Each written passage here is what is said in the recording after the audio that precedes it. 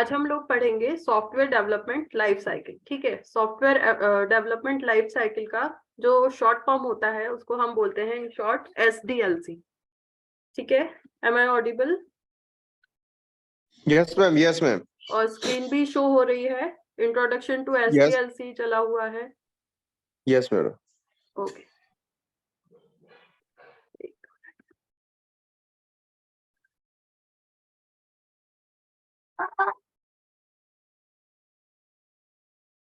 ठीक है। SDLC stands for Software Development Life Cycle. The Software Development Life Cycle is a framework defining tasks performed at each step in the software development process. इस theory ये तो जैसे देख लेना, बाकी बेसिकली हम देख लेते हैं SDLC क्या होता है।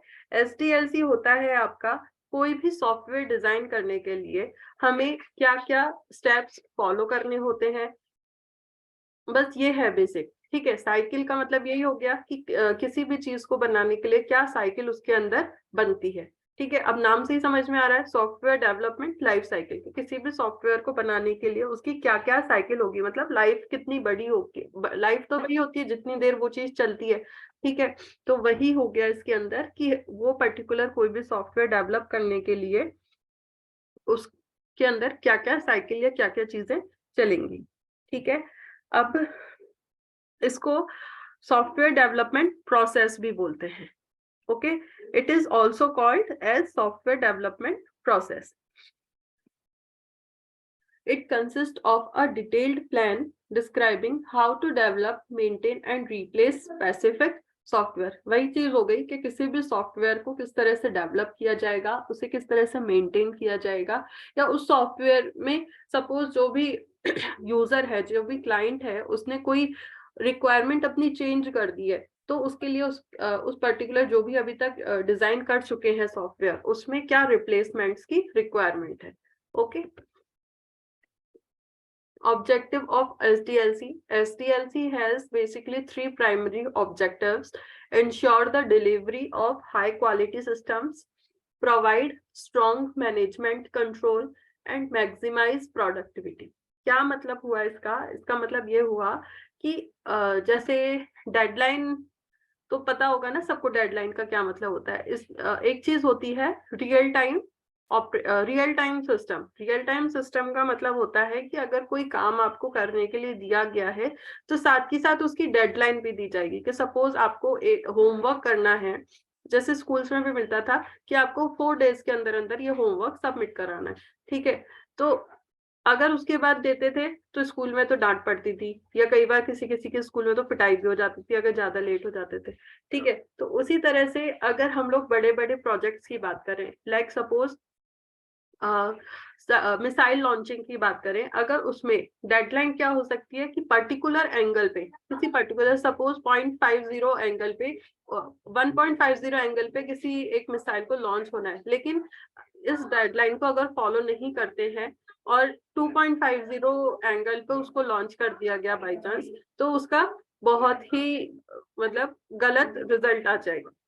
ओके, ठीक है, तो उसी तरह से है कि ensure the delivery of high quality system, के टाइम पर जो भी यूजर की या क्लाइंट की रिक्वायरमेंट है उस पर्टिकुलर टाइम पे जो डिजाइन किया गया सॉफ्टवेयर है उसे अवेलेबल कराना, उसका प्रोवाइड स्ट्रॉन्ग मैनेजमेंट कंट्रोल। अब जब भी कोई सॉफ्टवेयर दे दिया है यूजर को कि ठीक है लो साहब, आपका ये रिक्वायरमेंट थी, ये सॉफ्टवेयर था, हमने ये बना दिया है, अब आप ये लीजिए, लेकिन टाइम टू टाइम उसका मैनेजमेंट कंट्रोल भी होना चाहिए कि हाँ जैसे यूजर के पास जो भी सॉफ्टवेयर है उसको टाइम टू टाइम अपग्रेड करना है, या उसमें कोई भी प्रॉब्लम आ रही है तो उसे मैनेज करना, तो ये चीज भी स्ट्रांगली अवेलेबल होनी चाहिए। साथ ही मैक्सिमाइज प्रोडक्टिविटी। मैक्सिमाइज प्रोडक्टिविटी का मतलब हो गया कि वो साइकिल के थ्रू मैक्सिमम हम सॉफ्टवेयर क्रिएट कर सके, या मैक्सिमम मतलब कम टाइम के अंदर वो ज्यादा से ज्यादा वर्क कर सके। ठीक है, अब SDLC के अंदर वेरियस फेजेस होते हैं। ठीक है, वेरियस फेजेस का क्या हो गया, इन्हीं फेजेस से गुजर के कोई भी सॉफ्टवेयर डेवलप डिजाइन किया जा सकता है। क्या होगा, फर्स्ट फेज है इसका प्लानिंग। ठीक है, प्लानिंग, सेकंड है analysis, third is design, then development, then testing, implementation and maintenance. ये बेसिक 5 स्टेप्स होते हैं या फेजेस होते हैं जिनसे गो थ्रू होकर ही कोई सॉफ्टवेयर या कोई सिस्टम को डिजाइन किया जा सकता है। ठीक है, फर्स्ट क्या होगा? Planning, planning and requirement. इसको हम एंड रिक्वायरमेंट, इसके अंदर रिक्वायरमेंट भी एड ऑन कर सकते हैं। अब इसका क्या मतलब हुआ?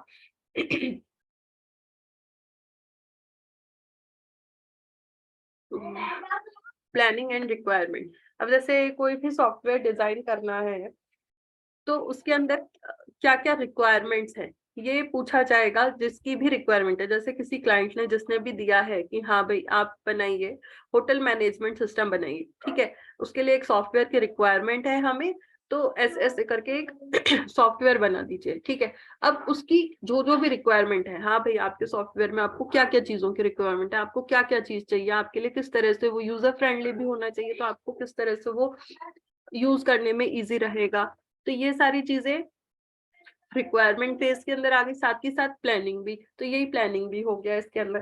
ठीक है, तो ये बहुत ही it is very important and fundamental stage.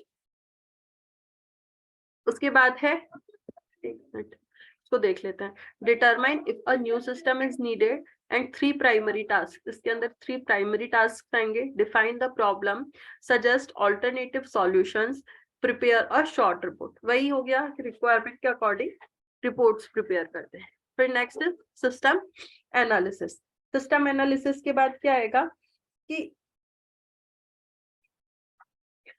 जो भी रिक्वायरमेंट्स यूजर से ली हैं, क्लाइंट से ली हैं, अब उनके ऊपर जो भी वर्कर्स है, मतलब जो भी सॉफ्टवेयर डेवलपर है, उसकी अपनी एक टीम होती है।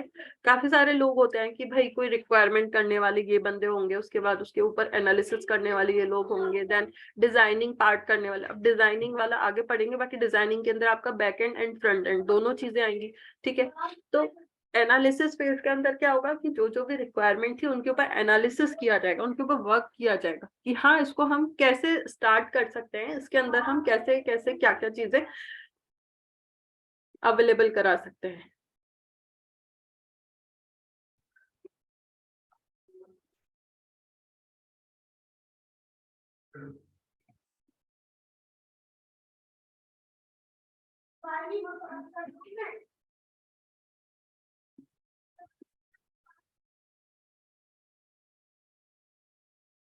In-depth study of the existing system to determine what the new system should do. In addition to observation and interviews, examine.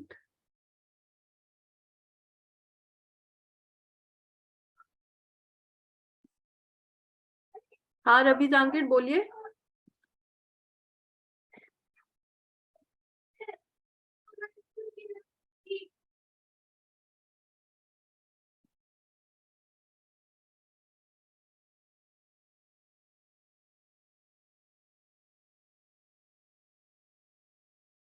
देखो इसमें क्या होता है, formal lines of authority, standard operating procedures, how information flows, reasons for any inefficiencies.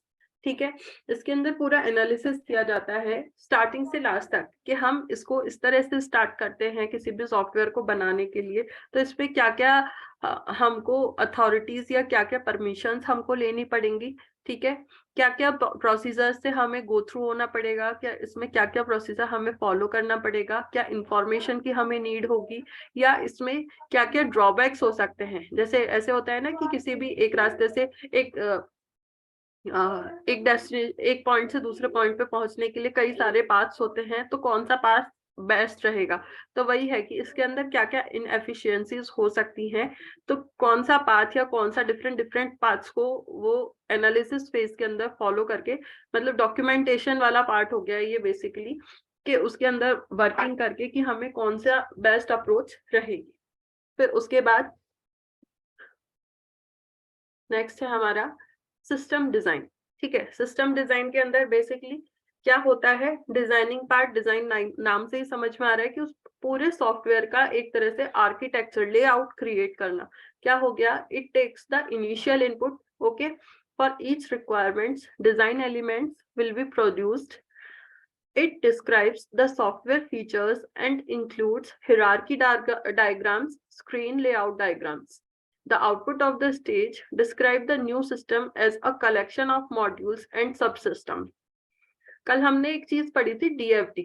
DFD मतलब कि data flow diagram. Data flow diagram के अंदर कई सारे लेवल्स थे, 0, 1 एंड 2. ठीक है, तो वेरियस लेवल्स. स्लाइड चेंज करो ना, पहले वाली स्लाइड आ रही है, दूसरी चेंज करो. कौन सी स्लाइड आ रही है? Phase first. हाँ, सॉफ्टवेयर डेवलपमेंट लाइफ साइकिल वाला ही आ रहा है अभी तो ये. अच्छा ठीक है, करती हूँ. स्लाइड स्लाइड चेंज करो.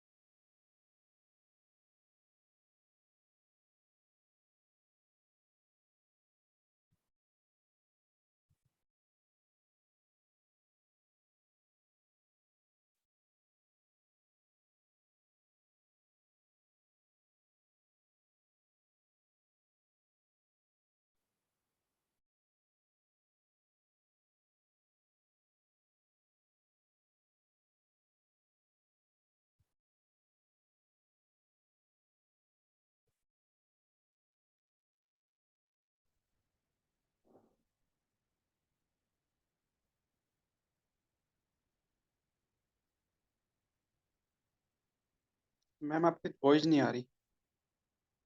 स्क्रीन शो हो रही है क्या अभी? Yes ma'am. ठीक है. मैम बट फर्स्ट स्लाइड ही आ रही है वो. सिस्टम डेवलपमेंट लिखा नहीं आ रहा है क्या स्क्रीन पर? सॉफ्टवेयर डेवलपमेंट लाइफ साइकिल आ रही है.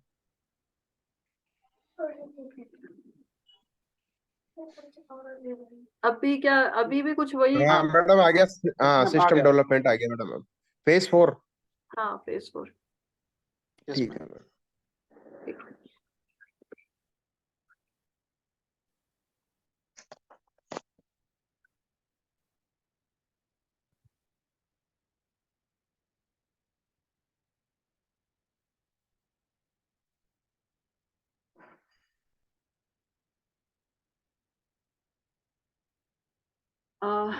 डिजाइनिंग से पहले एनालिसिस तक समझ में आ गया?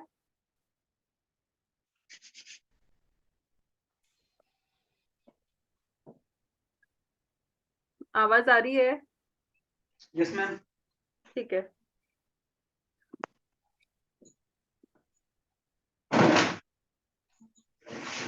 डिजाइनिंग के अंदर क्या होगा, कोई भी सॉफ्टवेयर जो कि डेवलप करना है उसका लेआउट हम लोग डिजाइन करेंगे. या जैसे हम लोग पहले सी लैंग्वेज अगर आप लोग ने पढ़ी होगी, तो कोई भी प्रोग्राम बनाने से पहले हम लोग फ्लो चार्ट बनाते थे, उसका स्यूडो कोड बनाते थे. तो उसी तरह से एक तरह से इसके अंदर क्या होगा, कोई हिरार्कल फॉर्म में डायग्राम्स क्रिएट किए जाएंगे या फिर स्क्रीन लेआउट बनाया जाएगा. जैसे कोई भी मकान आप लोग बनवाते हैं तो उसके लिए आर्किटेक्ट के थ्रू आर्किटेक्चर बनवाया जाता है. तो वही बेसिक वही इसका मतलब होगा कि सिस्टम डिजाइन में भी सिस्टम का डिजाइन या सॉफ्टवेयर का डिजाइन क्रिएट होगा. ठीक है. फिर उसी के बेसिस पे, मतलब अभी तक क्या किया गया है, कोई भी वर्किंग मतलब डॉक्यूमेंटेशन ही चल रहा है. अभी तक कोई उसके ऊपर परफॉर्मेंस नहीं की गई है, सिर्फ डॉक्यूमेंटेशन चल रही है. तो इसलिए इसके अंदर पेपर वर्क ही चल रहा है. तो इसके अंदर डायग्राम बना लिया. अब उसी डायग्राम के बेसिस पर आउटपुट क्रिएट किया जाएगा कि हाँ, इस तरह से अगर हम लोग बनाते हैं तो क्या हमें प्रॉपर आउटपुट मिलेगा, वो सारे रिक्वायरमेंट्स को फुलफिल करेगा. तो उस चीज को बोला गया है system design. The output of the stage describe the new system as a collection of modules or subsystem. ठीक है. Next is system development. अब इसके ऊपर वर्किंग स्टार्ट हो जाएगी, इसके अंदर इम्प्लीमेंटेशन वर्क स्टार्ट हो जाएगा। Build the system to the design specification, develop the software, acquire the hardware, create manuals for users and operators। अब क्या किया जाएगा, जो भी डिजाइन लास्ट फेज में जो भी डिजाइन यस किया गया, पास किया गया है, जो भी वर्किंग है कि हाँ भाई इस तरह से इसका हमें प्रॉपर आउटपुट मिल सकता है, तो उसके बेसिस पर सॉफ्टवेयर डेवलप किया जाएगा। उसके लिए क्या क्या हार्डवेयर की रिक्वायरमेंट होगी वो अक्वायर किया जाएगा, और फिर उसी के बेसिस पे मैनुअल्स वगैरह क्रिएट किए जाएंगे और यूजर को बताया जाएगा कि हाँ भाई इस तरह से हम लोग वर्क कर रहे हैं और आपको ये चीज आउटपुट में मिलेगी। Next is system testing.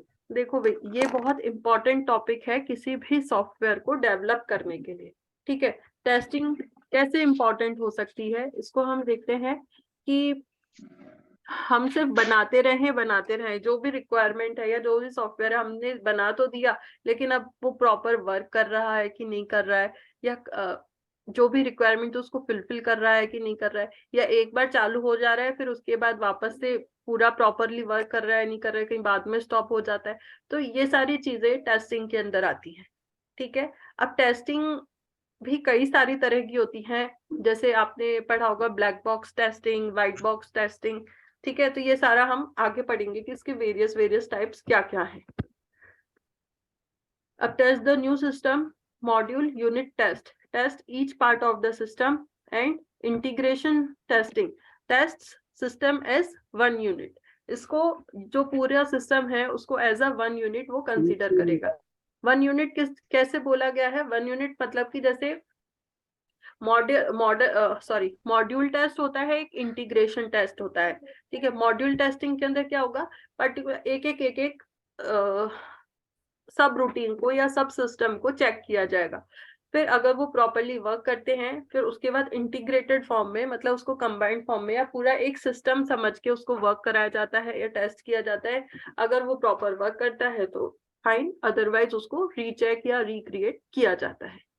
ये हो गया आपका module testing and integration testing. उसके बाद है next phase is system implementation. Testing के बाद उसे इम्प्लीमेंट किया गया है, convert from old system to new system, train users, compile final documentation, evaluate the new system and user training. अब इसके अंदर क्या क्या हुआ सिस्टम इम्प्लीमेंटेशन में। मैम स्लाइड चेंज नहीं हो रही है, पेज 4 ही आ रहा है। पेज 4 ही आ रहा है मैडम, आप पढ़ा रहे जो नहीं दिख रहा है। अब दिखा, नहीं देखा मैडम। सिस्टम इम्प्लीमेंटेशन नहीं अब आ दिख रहा है। दिख गया अब मैडम, आया। दिख गया अब आते हैं मैम। हम ऐसे ही पढ़ लेते हैं, फिर छोड़ो, स्लाइड शो में नहीं चलाते।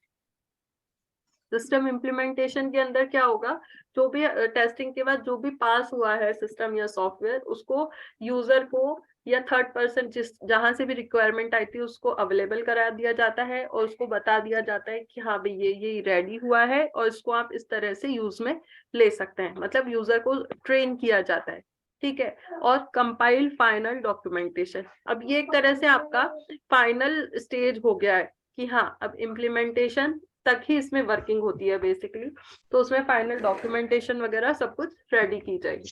अब इसके बाद क्या आएगा, सिस्टम मेंटेनेंस है ये,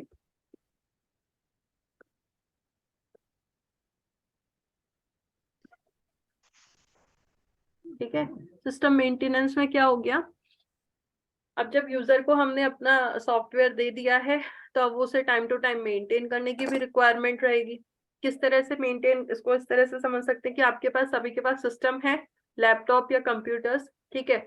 अब आपने कोई भी उसके अंदर ओएस डाला, ठीक है, कोई भी प्लेटफॉर्म ओएस डाला, ओएस मतलब कि ऑपरेटिंग सिस्टम आपने उसमें डाला, तो उसमें हमें एंटीवायरस की जरूरत पड़ती है ना, या टाइम टू टाइम उसे अपडेट करने की जरूरत पड़ती है, तो इसी को मेंटेनेंस बोला गया है।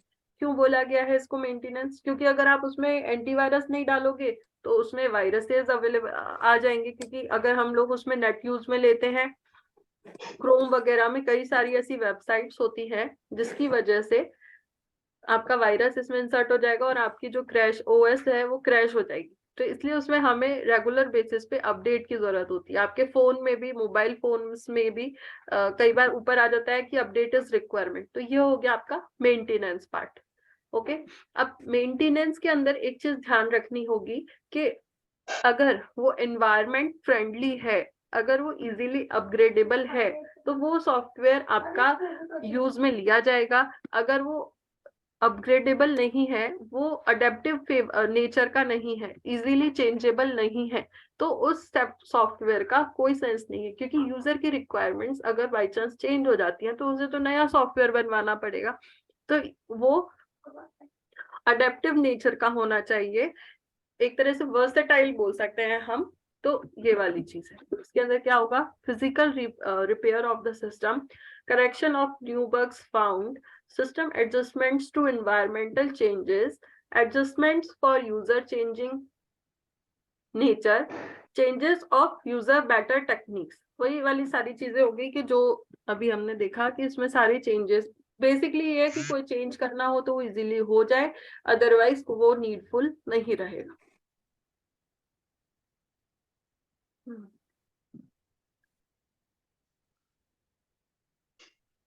अब ये आ गए हैं आपके SDL मॉडल्स। ठीक है, अभी तक हमने उसकी फेजेस पढ़े थे कि SDLC में क्या क्या फेजेस होते हैं। अब हम SDLC के मॉडल्स पढ़ेंगे।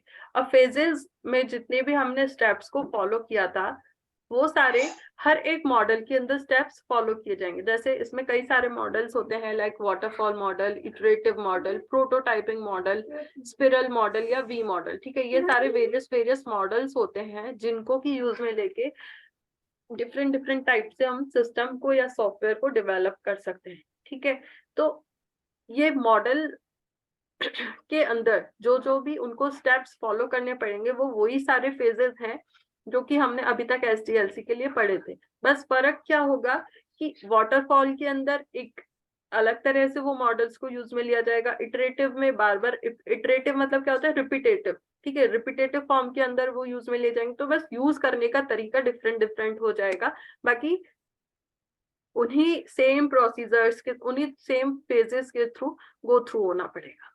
ओके, तो स्टार्ट करते हैं। First is waterfall model. Waterfall model के अंदर ये देखिए,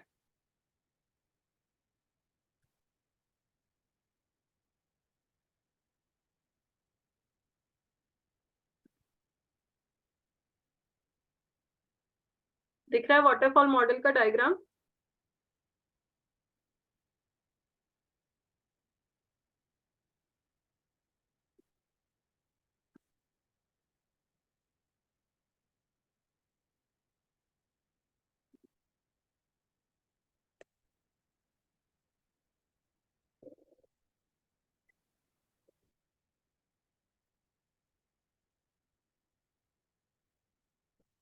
दिख रहा है कि नहीं दिख रहा है?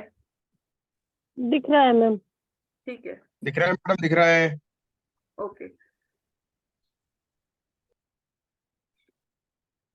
First phase requirement definition, second system and software. अब ये वाटरफॉल की फॉर्म में हो गया ना, जैसे आपने देखा होगा वाटरफॉल किस तरह से होता है।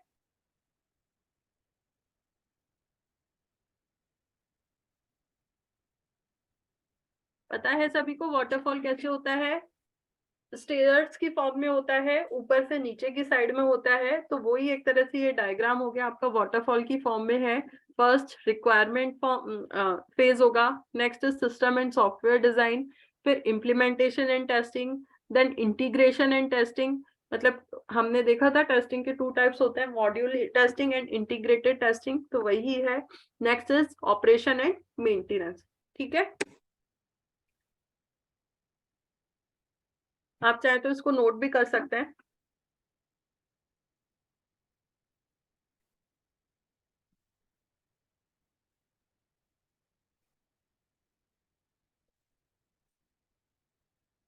इसके फेजेस को वापस से समझाने की जरूरत तो मैं समझती हूँ नहीं होनी चाहिए, क्योंकि ये सारी वर्किंग तो इनकी सेम ही रहेगी।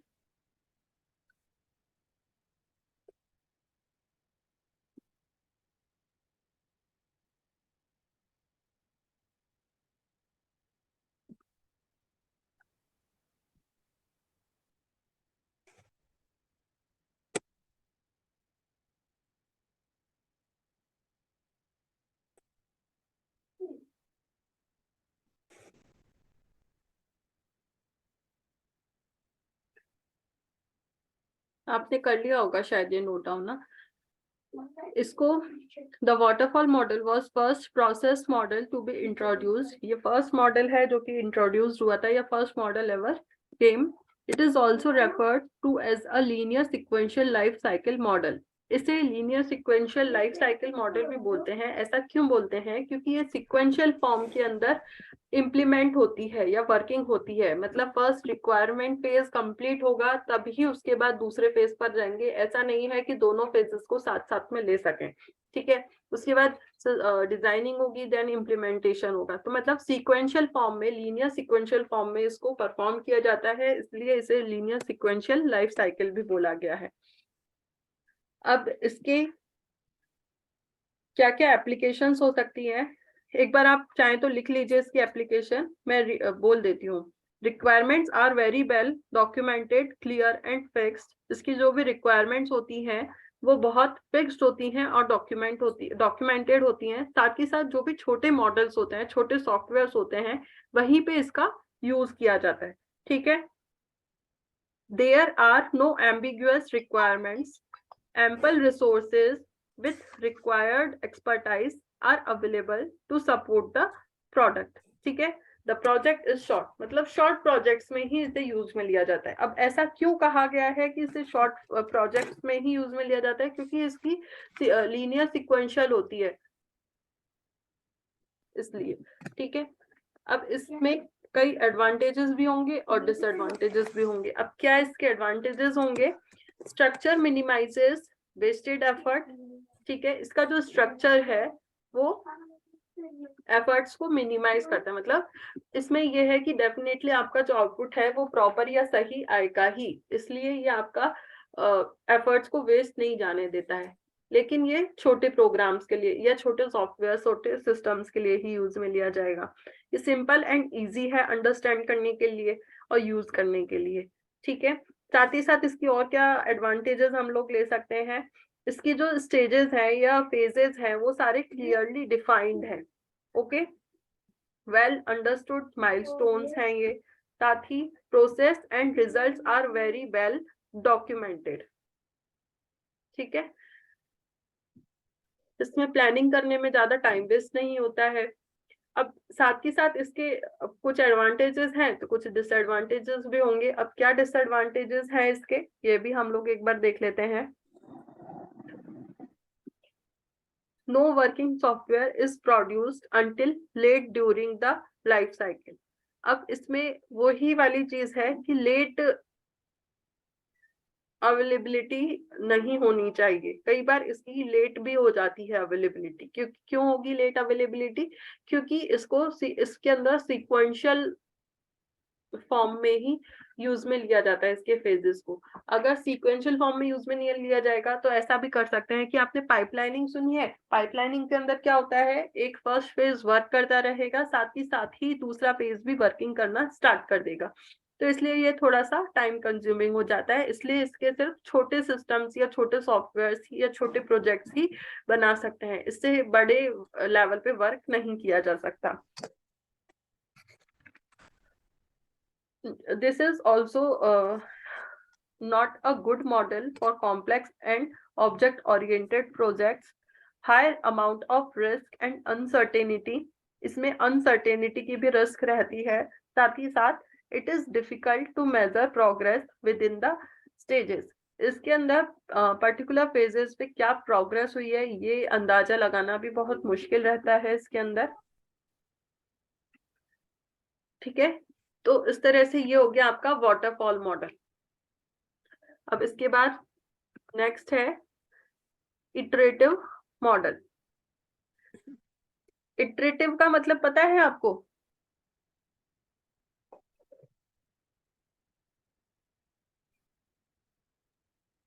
Ma'am slide not change.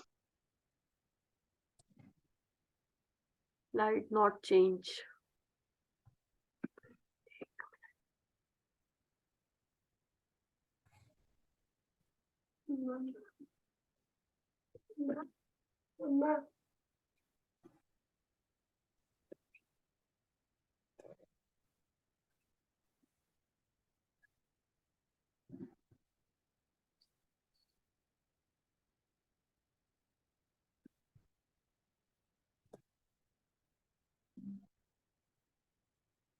अभी दिख रहा है इटरेटिव मॉडल। Yes ma'am. अब इटरेटिव का मतलब क्या होता है? Repeating model. ठीक है, अब इसके अंदर जैसा कि डायग्राम विजिबल है, सभी को शो हो रहा है? यस मैम, हो रहा है। इसके अंदर भी फेजेस तो सारे फॉलो किए हैं, ठीक है, लेकिन क्या होगा, आपको ऐसे दिख रहा होगा कि कई बार लिखे हुए हैं, रिपीटेटिव फॉर्म के अंदर फेजेस लिखे हुए हैं। ठीक है, इसका क्या मतलब हुआ कि जो भी रिक्वायरमेंट्स तो ऑब्वियसली बात है सेम ही रहेंगी, लेकिन उनके बेसिस पे उसने अलग अलग डिजाइन क्रिएट किए हैं। ठीक है, मतलब उसने फर्स्ट डिजाइन बिल्ड वन, मतलब कि फर्स्ट डिजाइनिंग पे कई सारे डिजाइन बनाते हैं डिजाइन पेज में, तो वो मोस्टली हर डिजाइन के ऊपर वर्क करता है। एक डिजाइन पे बनाया, उसको डेवलप किया, उस पर टेस्टिंग की, देन इम्प्लीमेंट किया। ठीक है, सेकंड पे भी किया, थर्ड पे भी किया, एंड सो ऑन, इस तरह से कई सारे पे किया, रिपीटेटिव फॉर्म में वो अपना प्रोसेस स्टार्ट करता है। ठीक है, तो ये हो गया आपका इटरेटिव मॉडल। इसके अंदर क्या होता है, सारे फेजेस पर कई बार वर्क किया जाता है, बस इतना है ये इटरेटिव। अब इसके क्योंकि ये इस तरह से काम करता है, तो इसलिए इसमें भी कई सारे ड्रॉबैक्स या एडवांटेजेस एंड डिसएडवांटेजेस हो सकते हैं। ठीक है, अच्छा, इसको दिस प्रोसेस में be described as an evolutionary acquisition या फिर इंक्रीमेंटल बिल्ड अप्रोच को ये फॉलो करता है। इंक्रीमेंटल बिल्ड मतलब कि वही हो गया कि ये कई सारे बिल्ड्स, मतलब कई सारे फेजेस, मतलब सारे फेजेस पर कई बार वर्किंग करता है।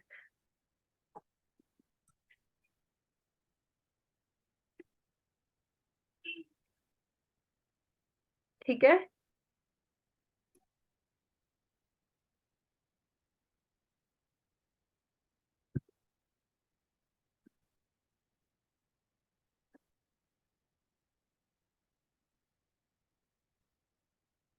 अब इसकी एडवांटेजेस देख लेते हैं। Results are obtained early and periodically, parallel development can be planned, progress can be measured, less costly to change the scope, requirement, testing and debugging during smaller iterative easily।